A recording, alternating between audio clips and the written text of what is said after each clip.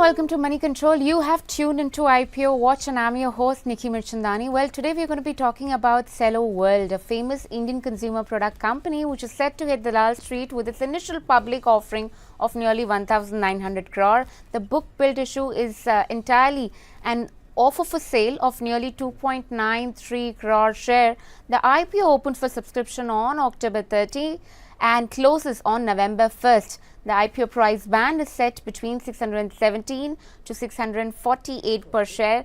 Essentially, the company deals into three categories, that is writing instruments, stationery, molded furniture and consumer houseware and related products. It owns 13 manufacturing facilities across 5 locations. But to know more about the company's profile, we're being joined by Pradeep Rathod, who's the CMD, and Atul Parolia, if I've got that right, who is the CFO. Afternoon there, gentlemen, and thank you so much for taking out the time and joining us. Straight up, I'm going to start off with the differentiation factor between the company and that of its peers. How different are you as compared to Hawkins, Link, Camlin and the other peer group comparison that we're looking at? What's your economic moat out here? So, the difference is that we are a more diversified company. If you see, we operate in 3 different categories: consumer houseware, and again in that glassware and non-glass, our second writing instruments and stationery products, molded furniture, which is again the third category of the company. So I think the Cello is more diversified into various consumer-ware products. That's the difference. Let's also understand about your revenue profile. The company seems to be doing well when it comes to the revenue CAGR growth of 30%, which has been scaled in the last 3 years put together. Is the company expected to sustain that kind of revenue CAGR momentum that it has clocked in the past, or surpass that performance? If yes, what would be the growth drivers?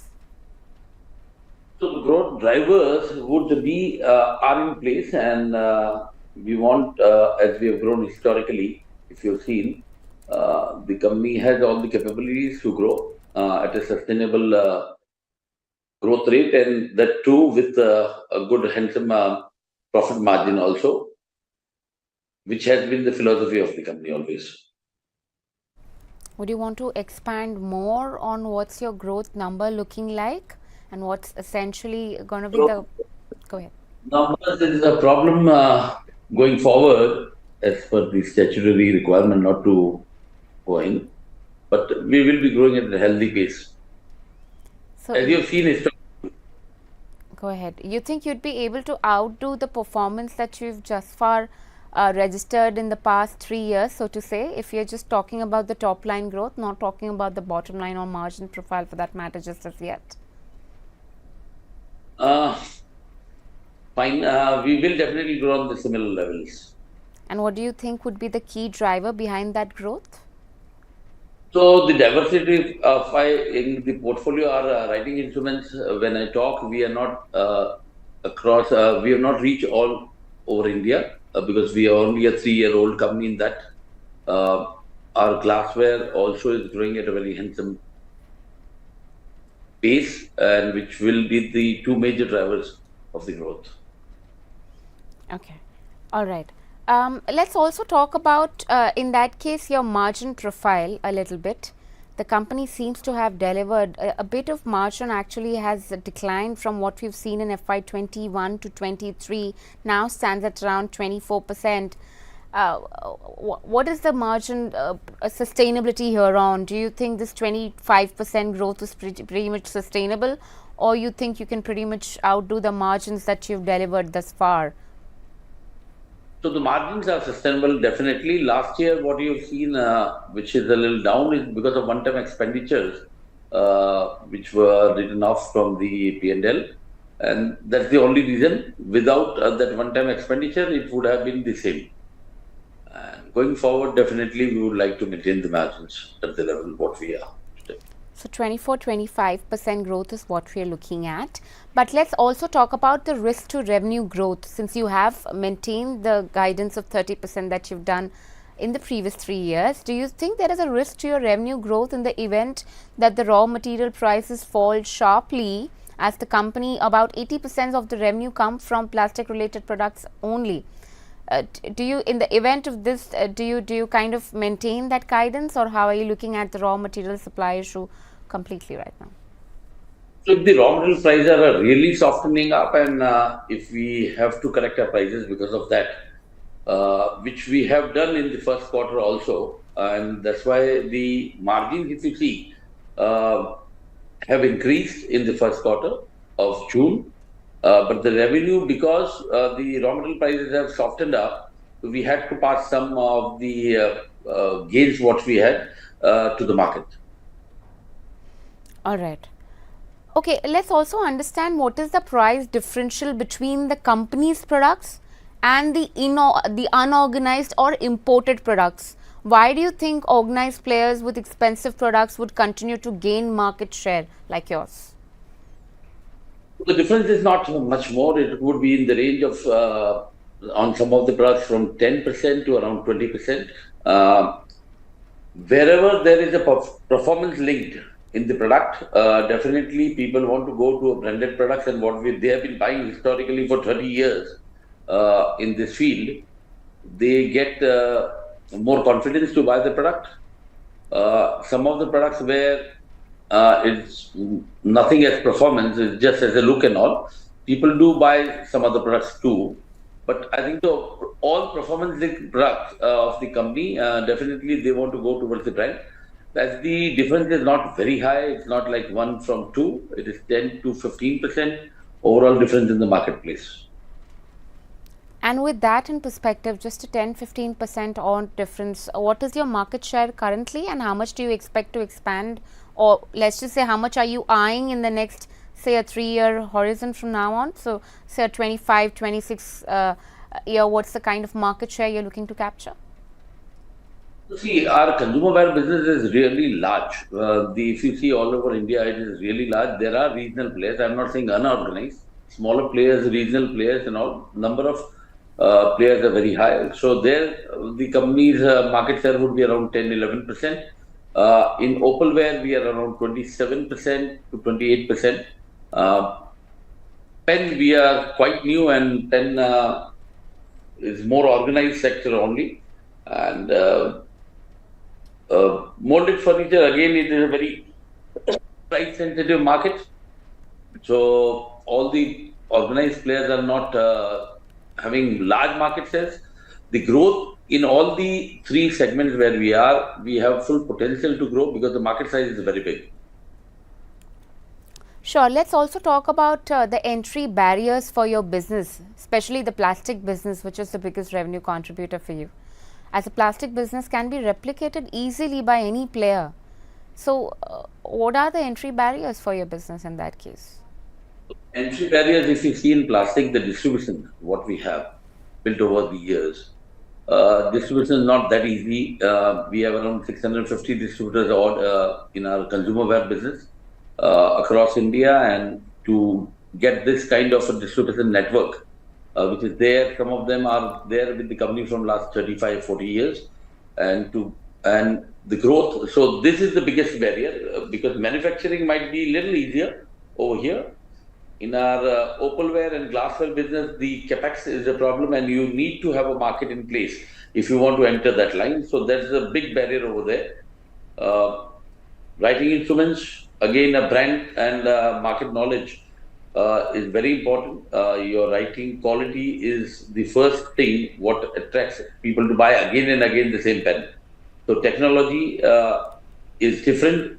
That's why some of the players grow faster, and not just by marketing, because there the product performance is also a very, very important aspect.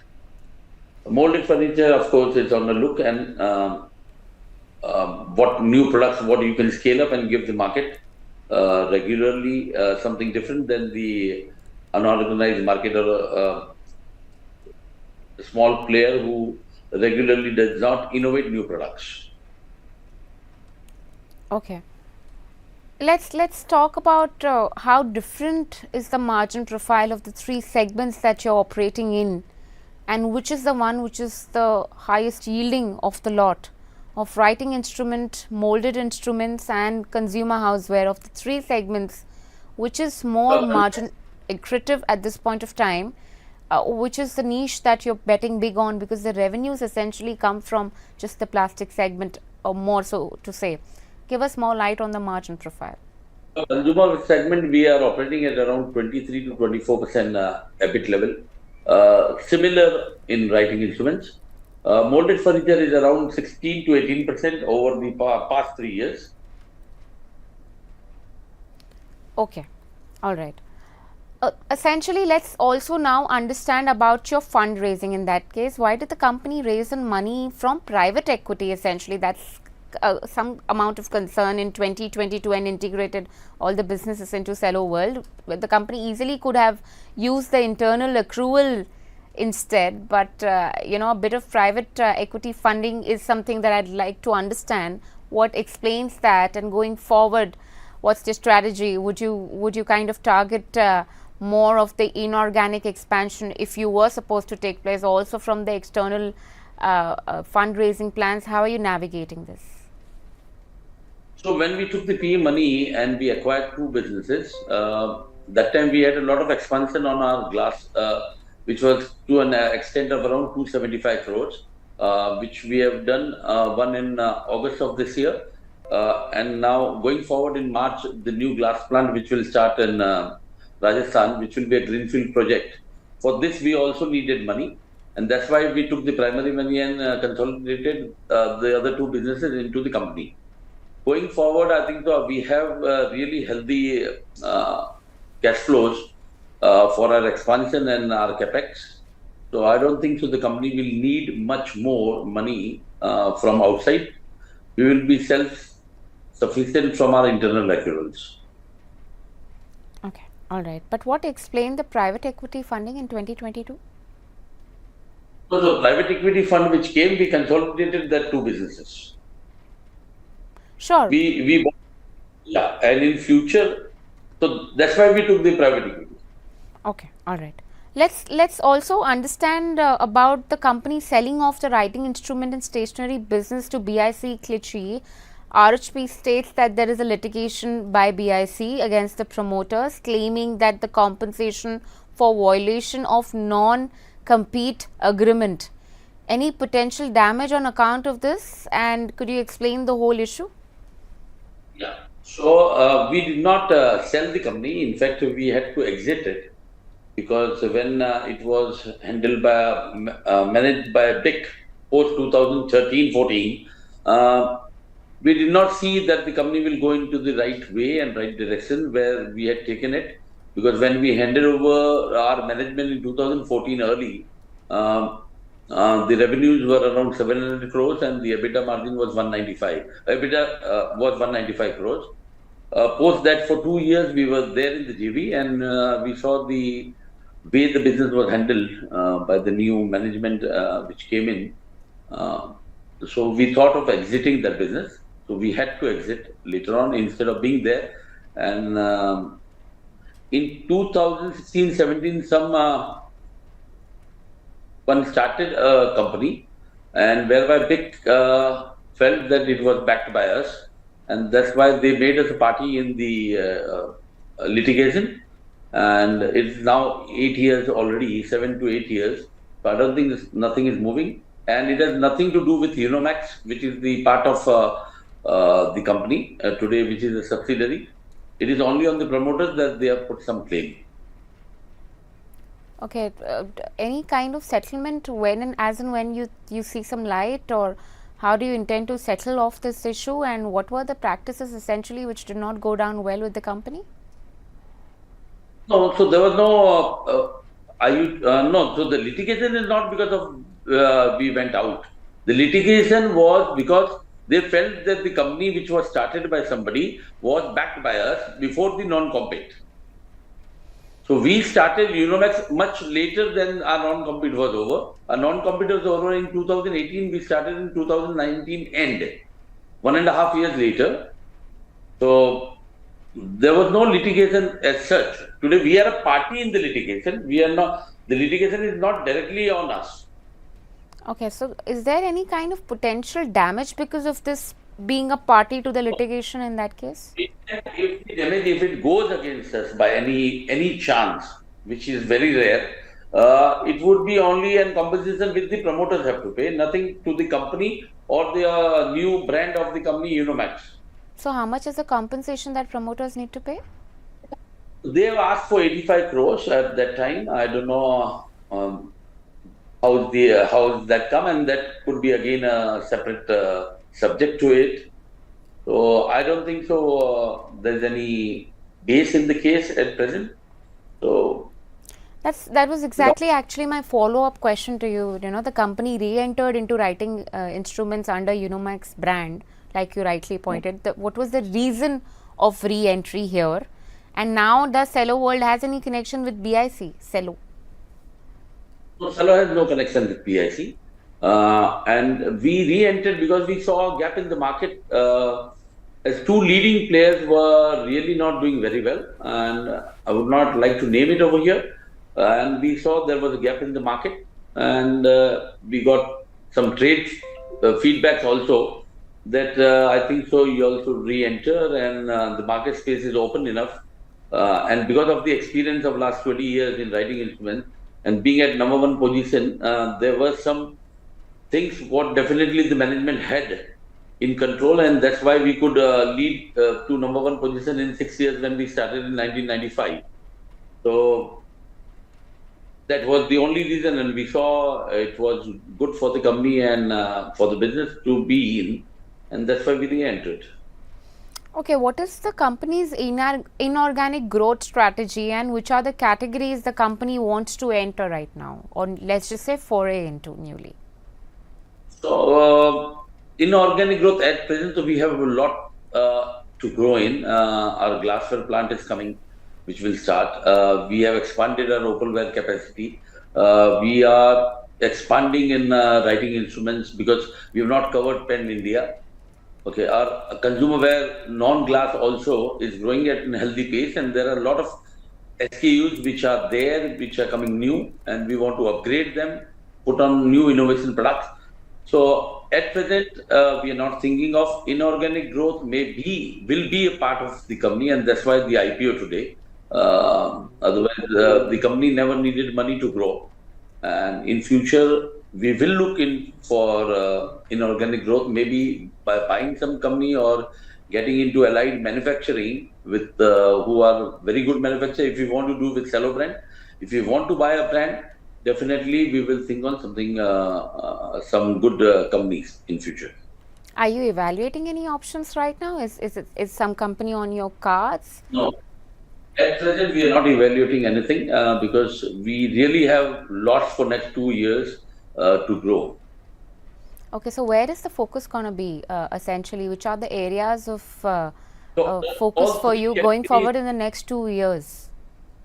So all three categories is a focus area for us. Consumer-ware, like in our management also, if you see, I look at the consumer-ware business on sales and production. My brother looks after writing instruments fully and development of our consumer-ware products. My son looks after opalware and glassware and the modern trade and e-commerce. So we all have a separate vertical, and everybody is aimed to growing in the vertical where they are directly looking. And at the group level, we have a fantastic management team and really a controlled cost to a well-managed company, or in future we want to make it more better on our management skills. Sure. I mean, I was just looking at the verticals: consumer houseware, consumer glassware, writing instruments, molded furniture. I've seen maximum amount of growth perhaps creeping into the consumer glassware segment, so to say, at least the branded category between FY15 to 23 CAGR. It's almost around that 12.5% higher than most of the category. Do you think you would want to lay more focus on your consumer glassware segment, given the kind of growth that it has witnessed in the past 5-6 years? No, so our consumer non-glass is the biggest segment of the company. If you see, that is 50% of the revenue last year. Glassware is around 15%, writing instruments 16%, and molded furniture 18%. So when I say the percentage increase over there, definitely on the larger segment, it will be a little muted in percentage term, though it will be the largest in addition to the growth amount wise. So yes, the smaller segment where we are entering into allied product like glassware, definitely that will grow at a faster percentage terms. So now you're not looking to foray in any new segment. You're just going to be consolidating and probably, focusing more on your operations and scalability within the given segments. Have I got that right? Yes, so for 1 to 2 years, definitely, because we have a lot of things to grow in within the field. Everywhere the bandwidth to grow in this article, as the market is growing, we can grow it to the uh, at the speed what we want in the next 2 years, 3 years, and thereby we will definitely look into going into segments which are adjacent to it, whether either our manufacturing alignment is there or our sales alignment is there. I see Pala being a better revenue contributor in terms of the growth profile on FY21 to 23, clocking in a growth of 46%. Camlin also registering in a 40% growth, with Cello just being at 30%. Do you intend to change that anytime soon? Do you intend to scale up your revenues and perhaps outperform your peers anytime soon? What explains this right now? See, we have also grown at a healthy pace, and it was a small basket in our stationery and writing instruments. Cello has always believed in growing healthily, and I do not really see at what pace the companies are growing. We would definitely like to grow above the industry growth level. But one thing, what we always believed, we have to have a fantastic and good bottom line also for our growth. So we want a sustainable growth with a handsome bottom line, and that's been the philosophy. And I would like to take it way forward in the same direction. All right, Mr. Pradeep, Mr. Atul, do you have any more leaving comments? You can probably drop in and let us know if there is something that is not captured specifically that you'd perhaps want to add in. I think so. You captured most of them, and thank you. It was a good question. And thank you. All right. We are going to leave it at that. Thank you, gentlemen, so much for taking out the time and speaking to us.